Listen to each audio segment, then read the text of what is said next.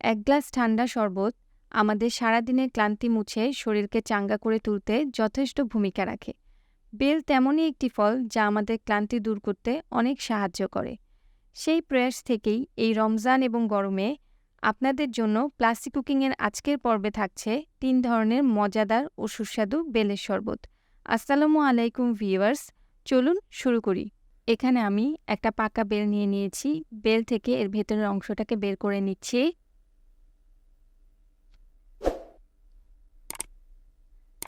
এবার আমি অল্প অল্প পানি দিয়ে বেলটাকে খুব ভালোভাবে ম্যাশ করে নিব। দেখুন আমার বেলটা ম্যাশ করা হয়ে গেছে। এবার আমি একটি ছাঁকনিতে বেলের শাঁসগুলো থেকে বেলের কাঠটাকে বের করে নিচ্ছি। আপনারা চাইলে এই কাঠটা হাত দিয়েও চেপে চেপে বের করে নিতে পারেন। আমি সবগুলো কাঠ বের করে নিচ্ছি। এখানে আপনারা যখন শাঁস থেকে কাঠটা বের হতে যাবে না, সেক্ষেত্রে আপনারা একটু পানি অ্যাড করে নেবেন, তাহলে খুব সহজেই শাঁসগুলো থেকে কাঠটা বের হয়ে আসবে। এভাবে আমি বেল থেকে সবগুলো কাঠ বের করে নিচ্ছি। প্রথমেই আমি বলেছি যে আমি 3 ধরনের বেলের শরবত করে আপনাদেরকে দেখাবো।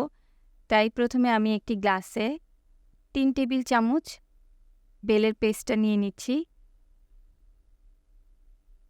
এটা আমি একদম ট্রেডিশনাল পদ্ধতিতে করে দেখাচ্ছি।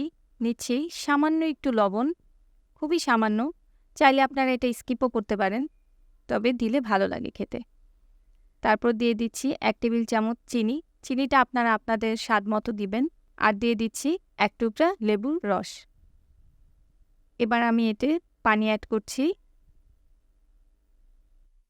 তারপর শরবতটাকে খুব ভালোভাবে নেড়ে দিচ্ছি। তৈরি হয়ে গেল খুব সহজভাবে আমাদের এই বেলের শরবতটি।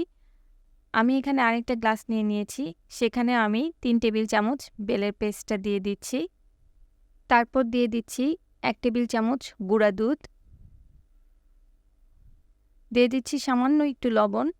আর দিয়ে দিচ্ছি লেবুর রস। আপনারা চাইলে এখানে গুঁড়া দুধের পরিবর্তে লিকুইড দুধটাও ইউজ করতে পারেন, সেক্ষেত্রে আর পানিটা অ্যাড করার প্রয়োজন নেই। এবার আমি এটাকে খুব ভালোভাবে মিশিয়ে নিচ্ছি। এর কারণ হচ্ছে আমি যদি এখন পানিটা ঢেলে দিই, তাহলে দুধটা বেলের সাথে ভালোভাবে মিশবে না। সে কারণে এটাকে আপনারা আগেই খুব ভালোভাবে মিশিয়ে নিয়ে তারপর এটাতে পানিটা অ্যাড করবেন।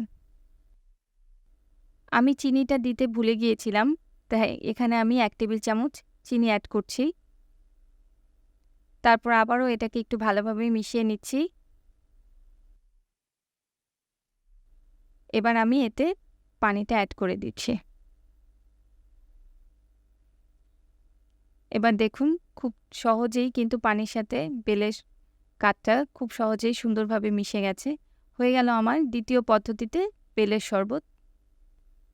এবার আমি আরেকটা গ্লাস নিয়ে নিলাম। সেখানে আমি 3 টেবিল চামচ বেলের পেস্টটা দিয়ে দিচ্ছি। এখানে চাইলে আপনারা আপনাদের পছন্দ মতো বেলের পরিমাণটা আরেকটু বাড়িয়ে নিতে পারেন। তারপর দিয়ে দিচ্ছি আমি 1 টেবিল চামচ টক দই। আপনারা চাইলে মিষ্টি দইটাও ইউজ করতে পারেন। আর দিচ্ছি সামান্য একটু লবণ। আর দিয়ে দিচ্ছি 1 টেবিল চামচ চিনি। আর আমি এখানে আপনাদের লেবুর রসটা ইউজ করছি। আপনারা চাইলে এটা স্কিপও করতে পারেন, যেহেতু এটা টক দই। তবে লেবুর রসটা দিলে খুব ভালো লাগে খেতে। তারপর এটাকে আমি খুব ভালোভাবে মিশিয়ে নিচ্ছি, যেহেতু দইটা খুব সহজে মিশতে চায় না। এবার আমি এতে পানি অ্যাড করে দিচ্ছি। খুব ভালোভাবে মিশিয়ে নিচ্ছি। আপনারা চাইলে এখানে 1 চামচ গুঁড়া দুধও অ্যাড করে দিতে পারেন, তাহলে খেতে আরও একটু ভালো লাগে।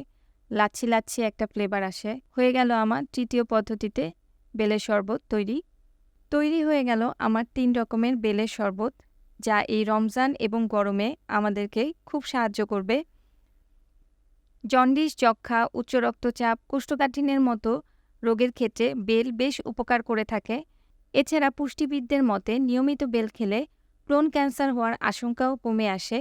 তাই আমরা চেষ্টা করব এই রমজান এবং গরমে আমাদের খাদ্য তালিকায় বেলটাকে অ্যাড করতে। সো ভিউয়ার্স, যদি ভিডিওটি ভালো লেগে থাকে তবে সাবস্ক্রাইব করে আমার পাশে থাকবেন। আর একটি কথা, নিরাপদ ও সুষম খাবার খাবেন, সুস্থ সবল জীবন পাবেন। আল্লাহ হাফেজ।